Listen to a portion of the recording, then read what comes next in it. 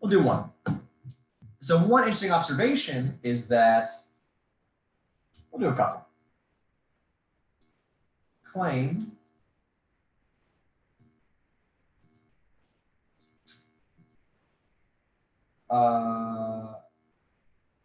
A being a subset of B implies that A intersect B equals A.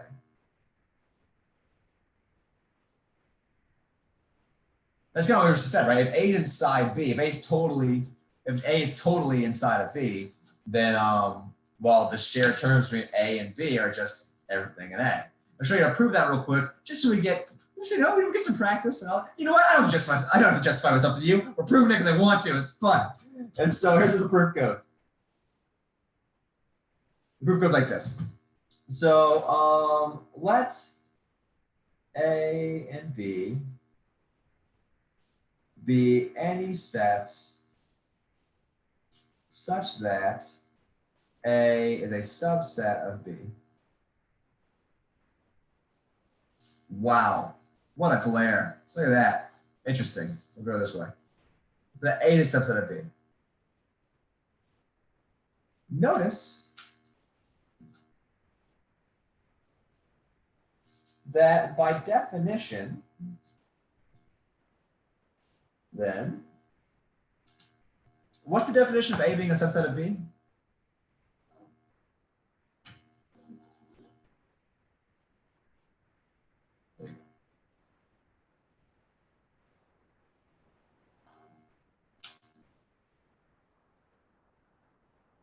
A being a subset of B means that every element of A is an element of B. So by definition, for all X in A, X in B. I'm going to use this fact. Thus,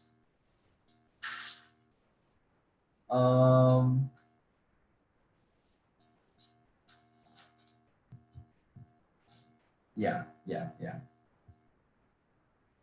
Well, actually, here's the first thing we need to do. Remember, we're trying to prove a set equality. And saying that A intersects B equals A, what this actually means, it means that A intersect B is inside A, and A is inside A intersect B. Right? So if we let A and B be any sections that A is inside B, and that means by definition for all X in A, X is in B. So we're trying to show this right here. And so we have to show this and then this. We have to show that A intersect B is inside A, and A is inside A intersect B, and to show that these sort of things are the same. I'm talking in circles. I'm sorry. I just really want to get it across. I can't see your beautiful faces. I don't know. We're going to first prove this direction. We're going to prove that A intersect B is inside A. And remember, the way we do that using the element method is we just consider any arbitrary element in A intersect B and show it has to be inside A.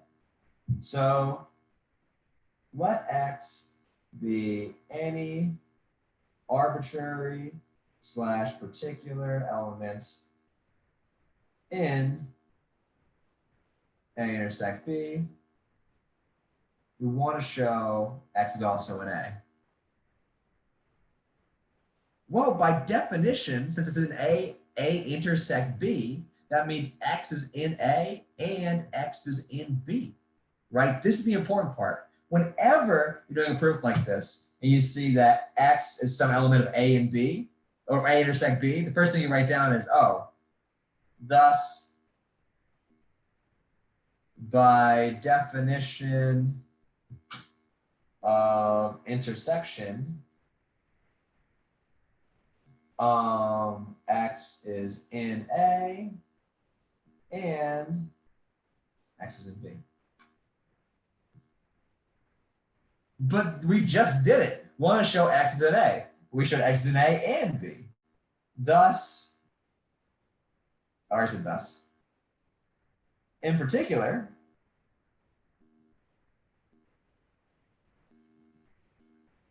X is in A as desired, So A intersect B is subset A.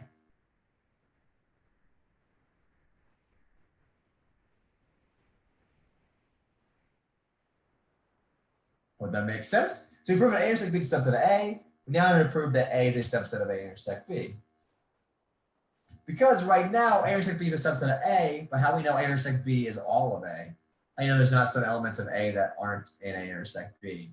If we want them to be equal, we need to show that can't happen. They must have the exact same elements. So we need to show that this direction. So everything in A is an A intersect B. So let X be any arbitrary / particular element of A. So we're trying to show that A is in A intersect B. We want to show X is in A intersect B.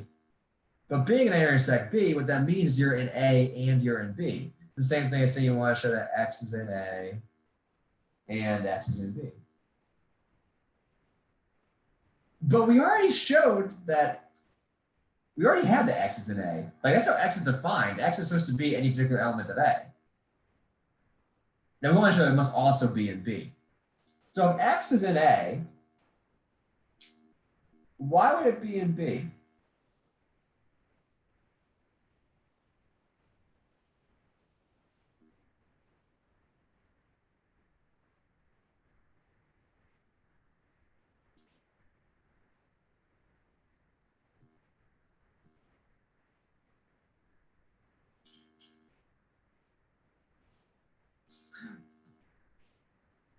If we have more time, I would wait here all day. But the answer is because A is a subset of B, right? We're not saying that for any subset, for any sets A and B, A intersect B equals A. That would be ridiculous. We showed that in our examples that that's just not true. We're saying in the case where A is a subset of B, then A intersect B equals A. So in the case where A is a subset of B, right? I'll say since A is a subset of B and X is in A, X is also in B. That's all it means to be a subset. Yeah. But therefore, X is in A because X was defined to be an arbitrary particular element of A, and X is in B since A is a subset of B. Therefore, X is in A and X is in B. So by definition, X is in A intersect B. And then I'll say, hence, so this in this direction, we prove that A intersect B is in A. In this direction, really I should have kept it like this because I should have said A intersect B contains A. There we go. So in this direction, we showed that A intersect B is inside A, subset A. This direction, we showed that A intersect B contains A, so the other direction. So if A intersect B is inside A and it contains A, hence,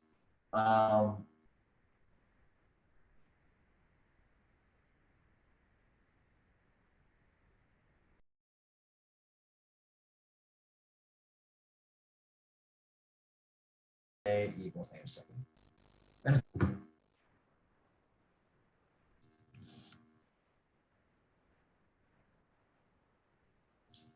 Any questions? So this might seem kind of complicated at first because we kind of have a lot of things being thrown around here, right? Like we have this a subset here, and we have this equal sign, which is actually just a subset that goes in both directions. But if you really break it down and you go, why is this true? Well, it's pretty simple. And why is this true? It's pretty simple. And oh, well, if this and this are true, then A's got to equal A intersect B. Just has to happen.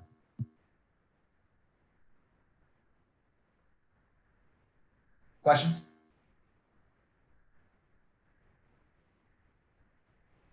Okay. So well, moving on, because we have two more set operations to talk about.